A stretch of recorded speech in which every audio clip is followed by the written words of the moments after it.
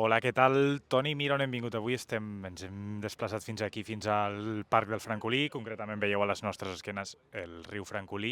I és que hem vingut precisament a parlar de diversos projectes, d'un en concret, ara parlarem, però d'aquesta renaturalització del riu Francolí i un nou projecte que esteu iniciant ara. Estem amb Víctor Álvarez, el president del grup ecologista de Tarragona i Terres de l'Ebre d'Ecologistes en Acció. Gràcies, Víctor, per estar aquí amb nosaltres. Gràcies a vosaltres.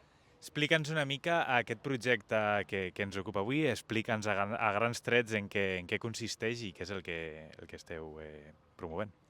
L'objectiu principal d'aquest nou projecte que volem impulsar a la ciutat de Tarragona és la creació de zones segures per la supervivència i la presència de l'anguila europea. Aquesta espècie és una espècie que a nivell internacional ha vist reduïda la seva presència vora el 95%, és reconeguda per diverses entitats internacionals com que és una espècie que es troba en un greu perill d'extinció, i llavors nosaltres el que volem és el riu Francolí, que és un lloc, una conca fluvial on s'hi troba la presència d'aquesta espècie i en grans quantitats, doncs ens potenciar la seva supervivència. Assegurar que el riu Francolí durant tot l'any tingui aquest cabal ecològic mínim d'aigua, aquesta aigua perquè elles puguin pujar i baixar, fer els seus moviments naturals constantment durant tot l'any. I que en aquests episodis d'estiu o una extracció d'aigua bastant elevada, aquestes espècies quedin al riu sec i acabin morint aquí al Francolí. Per tant, què és el que necessitem? Perquè, com comentes i com veiem ara, hi ha moments de l'any, molts de fet, que no porta aigua a aquest riu. Què és el que necessitaríem? Clar, l'objectiu principal d'aquest projecte, que diguéssim, és assegurar aquesta supervivència a partir d'un aprofitament de les aigües. Actualment, al dia d'avui, ens trobem que la depuradora de Tarragona rep entre vora els 12 a 14 hectòmetres cúbics d'aigua i d'aquests 6 hectòmetres cúbics es donen a Itasa, que és el terciari de la indústria petroquímica, on Repsol i Dow són les màximes demandants d'aigua. Però amb els altres 6 hectòmetres cúbics d'aigua restant, que actualment es llencen al mar únicament amb un procés secundari, el que nosaltres volem és iniciar aquest procés terciari i aquella aigua, en comptes de llançar-la al mar, doncs remuntar-la 4 quilòmetres riu amunt i llançar-la al riu, aigua ja depurada amb una qualitat ecològica molt adequada pel riu, i aquesta doncs, ens ajudarà durant l'estiu, durant aquelles èpoques d'estiatge o de falta de pluges, que hi hagi aquest cabal mínim, aquest cabal ecològic d'aigua. Això es pot aconseguir, tenim les dotacions d'aigua, les tenim actualment, únicament el que s'ha de fer és aprofitar-la bé i portar un tractament terciari adequat.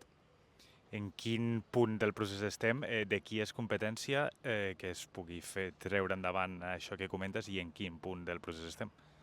El punt del procés que diguéssim és l'inicial. Ara actualment s'està fent el projecte de renaturalització del riu Francolí, que és una primera part, però toca, i és molt important, toca assegurar el tema de l'aigua constant en el riu. I aquest és, que diguéssim, aquest projecte que estem fent. És un projecte inicial, tot i això també ja hem tingut algunes converses amb l'Agència Catalana de l'Aigua, que és una de les competents principals, i ells veuen amb molts bons ulls el fet de potenciar aquest terciari i aquest projecte que nosaltres defensem, doncs creuen que és una lògica molt acertada i molt necessària. Volia parlar ara sobre aquesta anguila, sobre aquesta espècie que comentaves i que ja viu, que ara volem salvar, diguem-ne, però que ja viu aquí al riu Francolí, sobre la importància d'aquesta espècie i també una mica que és la desconeguda. Molta gent d'aquí mateix de Tarragona no som conscients de que tenim aquesta espècie vivint aquí al nostre riu, al riu Francolí.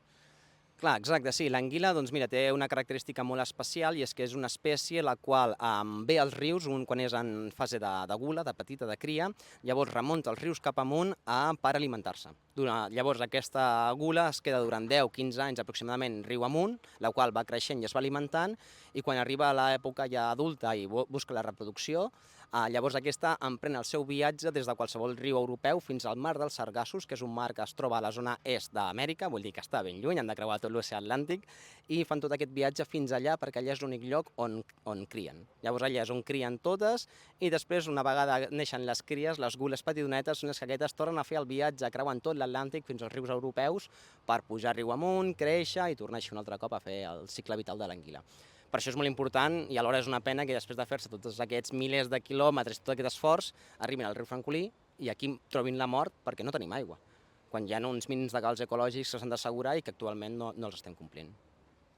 Molt bé, ja l'última per tancar, et volia preguntar una mica a termes generals per l'acció, per la funció que feu des d'Ecologistes en Acció, des de l'associació, altres projectes en els que esteu implicat, altres reclamacions. Sí, exacte. Aquí a nivell de Tarragona, principalment el que estem és posant un gran èmfasi i uns grans esforços en millora del riu Francolí. És el riu base de Tarragona i és un riu que sempre ha estat oblidat. Hem viscut des de la ciutadania d'esquenes al riu i ara és hora doncs, de viure de cara al riu, d'aprofitar-lo, de donar-li el seu espai, perquè el riu necessita el seu espai com un ser natural que és, no? I després d'això, a part, també doncs, anem fent activitats d'educació ambiental, d'entendre de l'ús adequat de l'aigua, de la gestió de l'aigua adequada. Doncs aquest és un tema que en els propers anys, i veient les condicions climàtiques, no, haurem de tindre en compte, doncs, en el cas del Mediterrani i ara a Espanya, tenim en compte, i sobretot a Catalunya, que les precipitacions estan en disminució, llavors hem de fer una millor gestió de l'aigua, cosa que actualment la portem bastant malament. Doncs Víctor Álvarez, president del grup ecologista Tarragona i Terres de l'Ebre i d'Ecologistes en Acció. Gràcies per estar amb nosaltres, per explicar-nos tot aquest projecte que teniu entre mans. Esperem que surti endavant i, l'ho dit, gràcies per estar aquí amb nosaltres. Gràcies a vosaltres per donar-nos veu. I a vosaltres, com sempre, ens veiem a la propera furgó. Adéu!